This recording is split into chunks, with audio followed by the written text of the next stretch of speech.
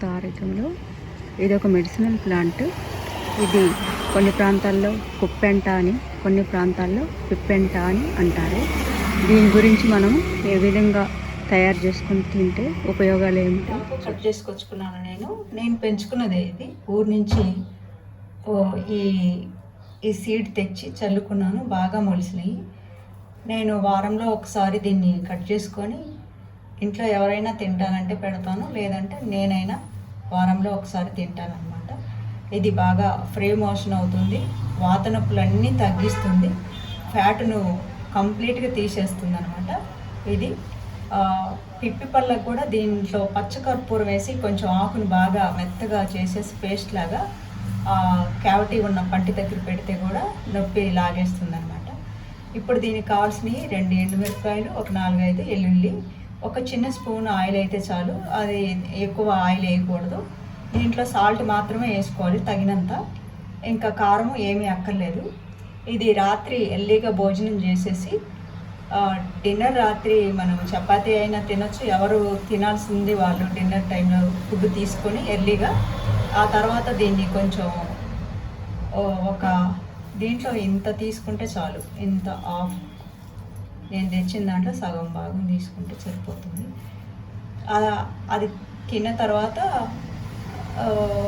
3కి 4కి ఆ టైంలో మనకు మోషన్ అయిపోతుంది అనమాట.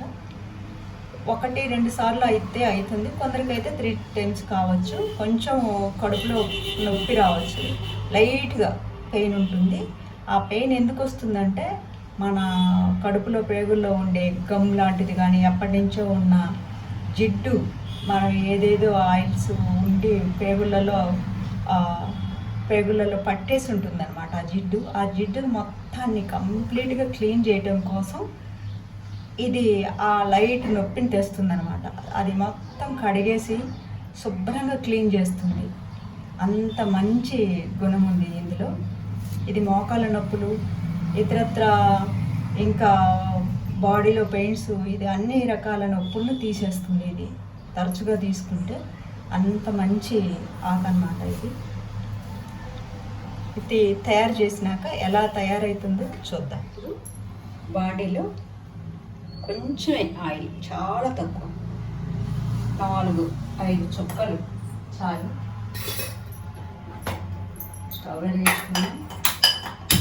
కొంచెం ఆయిల్ వేడయ్యాక మనము ఈ వెల్లుల్లి, ఈ మిరపకాయలు వేసాం. ఆయిల్ వేడైంది, వెల్లుల్లి, ఈ మిరపకాయలు ఇందులో వేసాం.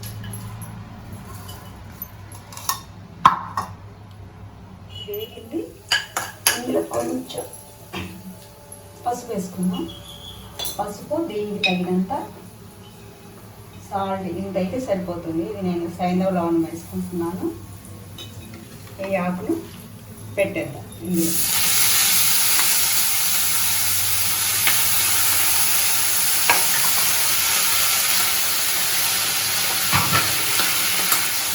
ఇలా బాగా కలిపేసి దీంట్లో ఏమి వేయద్దు, కారం కానీ వాటర్ కానీ ఏమి వేయద్దు. ఊరికే కొంచెం ఒక 2 minutesలో మొత్తం అంతా ముద్దలాగా అయిపోతుంది. చాలా పల్చటి ఆకు అనమాట. ఇందులో ఎటువంటి పచ్చడి కానీ ఏమీ ఉండదు. తినేటప్పుడు మాత్రం చాలా కమ్మగా ఉంటుంది. తినడానికి కూడా ఎటువంటి వాసన ఏమీ ఉండదు. చాలా బాగా 2 minutes ఆగి చూస్తే ఎలా ఉంటుందో చూడండి. 2 minutes అయింది. ఇది చూడండి, అంత ఆకు ఎంతకు వచ్చిందో. ఇదన్నమాట. ఇప్పుడు తయారైపోయింది. ఇంకంతే, తీసేసుకోవటమే. అయిపోయింది. స్టవ్ ఆపేసి మనము తీసేసుకోవటమే. ఇప్పుడు మన కుప్పెంటాకు కూర రెడీ అయిపోయింది. నేను బీట్రూట్ చపాతీతో తింటున్నాను. ఇది అన్ని రకాల వాత వ్యాధులను తగ్గిస్తుంది. జాయింట్స్ పెయిన్స్, ఆ జాయింట్స్ దగ్గర వాటరు వచ్చేసి కొంచెం ఉబ్బుగా ఉండే వాళ్ళకి, ఇంకోటి కడుపులో గమ్ము ఒకటి, రెండోది లోపల జిడ్డు చేరి అదంతా సమూలంగా బయటికి తీసేస్తుంది అనమాట, కడిగేసినట్టుగా. ఇది అన్ని రకాల వాత వ్యాధుల్ని నిర్మూలిస్తుంది. కొంచెం శరీరం స్థూలకాయంగా ఉన్న వాళ్ళకు కూడా ఇది బాగా పనిచేస్తుంది అనమాట.